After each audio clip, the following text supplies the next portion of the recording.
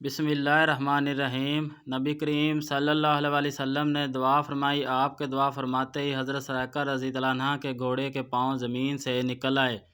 گھوڑی کے پاؤں جو ہی باہر آئے، سرائیکہ رضی اللہ عنہ پھر اس پر سوار ہوئے اور نبی پاک صلی اللہ علیہ وسلم کی طرف بڑھے۔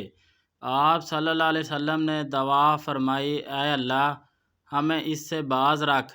اس دعا کے ساتھ ہی گھوڑی پیٹ تک زمین میں دھس گئی۔ اب انہوں نے کہا، اے محمد صلی اللہ علیہ وسلم، میں قسم کھا کر کہتا ہوں مجھے اس مصیبت سے نجات دلا دے، میں آپ کا ہمدرد ثابت ہوں گا۔ نبی کریم صلی اللہ علیہ وسلم نے ارشاد فرمایا، اے زمین اسے چھوڑ دے۔ یہ فرمانا تھا کہ ان گھوڑی کے زمین سے نکل آئی۔ بعض تفسیر میں لکھا ہے کہ سرائیکہ رضی اللہ عنہ نے 7 مرتبہ وعدہ خلافی کی، ہر بار ایسا ہی ہوا۔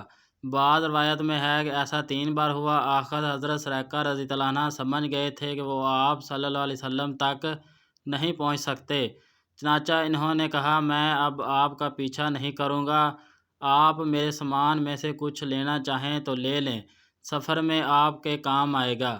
حضور پاک صلی اللہ علیہ وسلم نے ان سے کچھ لینے سے انکار کر دیا اور فرمایا، تم بس اپنے آپ کو روکے رکھو اور کسی کو ہم تک نہ آنے دو۔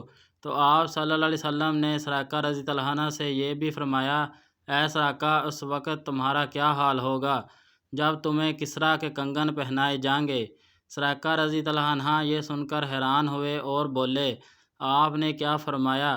کسریٰ بادشاہ کے کنگن مجھے پہنائے جائیں گے؟ ارشاد فرمایا، ہاں ایسا ہی ہوگا۔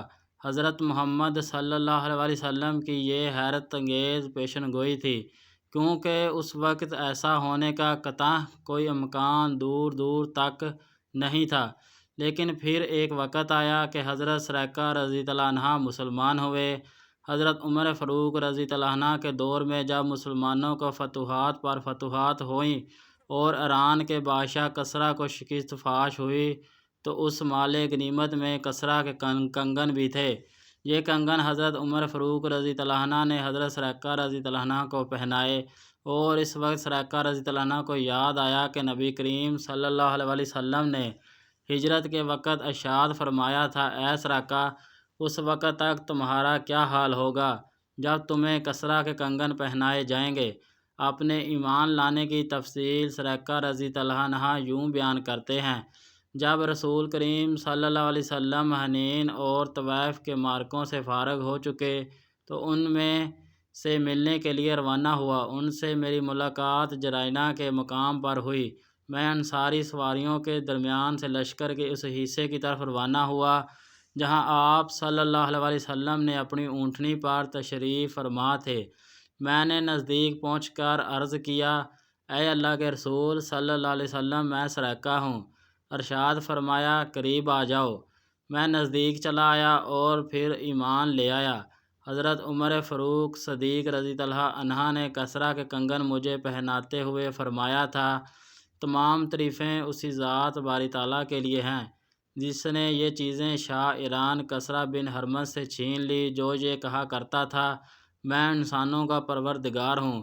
یہ سرائیکہ نبی کریم صلی اللہ علیہ وسلم سے معافی ملنے کے بعد واپس پلٹے اور راستے میں جو بھی آپ صلی اللہ علیہ وسلم کی تلاش میں آتا ہوا انہیں ملا، یہ اسے یہ کہہ کر لٹاتے رہے، میں اس طرف ہی سے ہو کر آ رہا ہوں، ادھر مجھے کوئی نہیں ملا۔ اور لوگ جانتے ہی تھے کہ مجھے راستوں کی کتنی پہچان ہے۔ غرض اس روز یہ قافلہ تمام رات چلتا رہا، یہاں تک کہ چلتے چلتے اگلے دن دوپہر کا وقت ہو گیا۔ اب دور دور تک کوئی آتا جاتا نظر نہیں آ رہا تھا۔ ایسے میں سامنے ایک چٹان ابھری ہوئی نظر آئی، اس کا سایہ کافی دور تک پھیلا ہوا تھا۔ حضور اکرم صلی اللہ علیہ وسلم نے اس جگہ پر پڑاؤ ڈالنے کا ارادہ فرمایا۔ حضرت ابو بکر صدیق رضی اللہ عنہ سواری سے اترے اور اپنے ہاتھوں سے جگہ کو صاف کرنے لگے تاکہ آپ صلی اللہ علیہ وسلم چٹان کے سائے میں سو سکیں۔ جب صاف کرنے کے بعد حضرت ابو بکر صدیق رضی اللہ عنہ نے اپنی پوستین وہاں بچھا دی اور عرض کیا، اللہ کے رسول صلی اللہ علیہ وسلم یہاں سو جائیں، میں پہرا دوں گا۔ تو حضور اکرم صلی اللہ علیہ وسلم سو گئے۔ ایسے میں حضرت ابو بکر صدیق رضی اللہ عنہ نے ایک چرواہا دیکھا کو چٹان کی طرف آتے دیکھا، شاید وہ بھی سائے میں آرام کرنا چاہتا تھا۔ ابو بکر صدیق رضی اللہ عنہ نے فوری اس طرف مڑے اور اس سے بولے، تم کون ہو؟ تو اس نے بتایا، میں مکہ کا رہنے والا ہوں، ایک چرواہا ہوں۔ حضرت ابو بکر صدیق رضی اللہ عنہ بولے، کیا تمہاری بکریاں میں کوئی دودھ والی بکری ہے؟ جواب میں اس نے کہا، ہاں ہے۔ پھر وہ ایک بکری سامنے لایا، آپ نے ایک برتن میں دودھ دھویا اور حضرت ابو بکر صدیق رضی اللہ عنہ کو دیا۔ وہ دودھ کا برتن اٹھائے آپ صلی اللہ علیہ وسلم کے پاس آئے، جو کہ اس وقت سو رہے تھے، تو انہوں نے آپ صلی اللہ علیہ وسلم کو جگانا مناسب نہ سمجھا۔ دودھ کا برتن لیے اس وقت تک کھڑے رہے جب تک آپ صلی اللہ علیہ وسلم جاگ نہیں گئے۔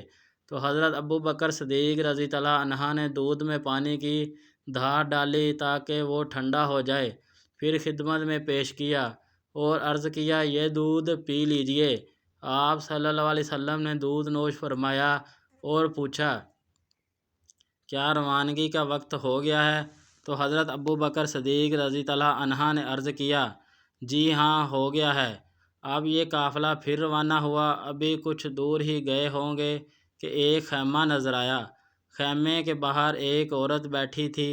یہ امہ مبید رضی اللہ عنہا تھی، جو اس وقت تک اسلام کی دعوت سے محروم تھی۔ ان کا نام عاتقہ تھا اور یہ ایک بہادر اور شریف خاندان سے تھی۔ انہوں نے بھی آنے والوں کو دیکھ لیا۔ اس وقت ام مبین رضی اللہ عنہا کو یہ معلوم نہیں تھا یہ چھوٹا سا قافلہ کن ہستیوں کا ہے۔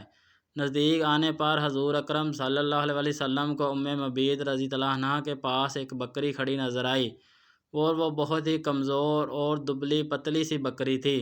تو آپ صلی اللہ علیہ وسلم نے ام مبین رضی اللہ عنہا سے دریافت کیا، کیا اس کے تھنوں میں دودھ ہے؟ ام مبین رضی اللہ عنہا بولی، اس کمزور اور میریل بکری کے تھنوں میں دودھ کہاں سے آئے گا؟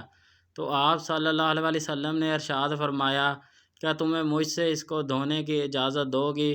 تو اس پر ام مبین رضی اللہ عنہا بولی، لیکن یہ تو ابھی ویسے بھی دودھ دینے والی نہیں ہے، آپ خود سوچئے یہ دودھ کس طرح دے سکتی ہے؟ اس طرف سے اجازت ہے، اگر اس سے آپ دودھ نکال سکتے ہیں تو نکال لیجئے۔ تو حضرت ابو بکر صدیق رضی اللہ عنہ نے اس بکری کو حضور اکرم صلی اللہ علیہ وسلم کے پاس لے آئے۔ تو حضور اکرم صلی اللہ علیہ وسلم نے اس کی کمر اور تھنوں پر ہاتھ پھیرا اور دعا کی، اے اللہ، اس بکری میں ہمارے لیے برکت عطا فرما۔ یوں ہی آپ صلی اللہ علیہ وسلم نے یہ دعا مانگی، بکری کے تھن دودھ سے بھر گئے اور ان سے دودھ ٹپکنے لگا۔ یہ نظارہ دیکھ کر ام مبین رضی اللہ عنہا حیرت زدہ